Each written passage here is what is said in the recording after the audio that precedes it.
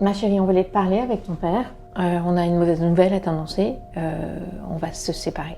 On se dispute tout le temps, donc on préfère s'arrêter. Mais attends, comment on va faire pour s'organiser? Comment je vais faire pour aller à l'école? Et imagine, pour fêter Noël. Mais je vais aller où, moi? Mais t'inquiète pas, tu viendras à la maison et tu pourras voir ton père comme ça de temps en temps Alors, je te coupe tout de suite, c'est pas à toi de décider, hein. Elle est assez grande, elle va faire son choix. Puis de toute façon, t'as pas de logement, tu travailles pas, tu vas faire quoi? Et puis je crois que c'est pas à toi de décider. Tu vois bien que toi, de toute façon, avec tes horaires de travail, c'est trop compliqué pour s'en occuper. Tu rentres à 22h. Ça fait 15 ans que je t'entretiens, tu vas faire quoi avec la petite? T'as jamais rien fait pour elle, tu travailles là, tu fais pas ce soir. Ça fait 15 ans que je t'entretiens.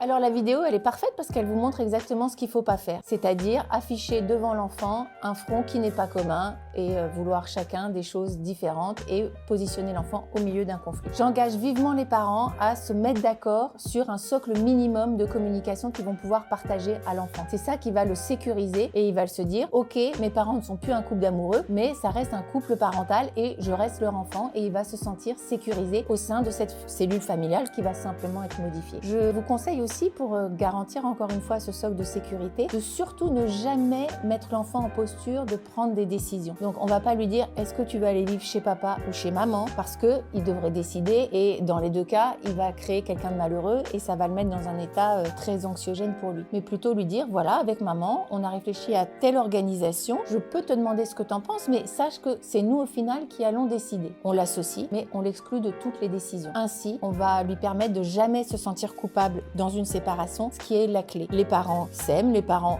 peuvent décider de se séparer, ça n'a aucun rapport avec lui. Voilà les bases d'une séparation réussie et harmonieuse.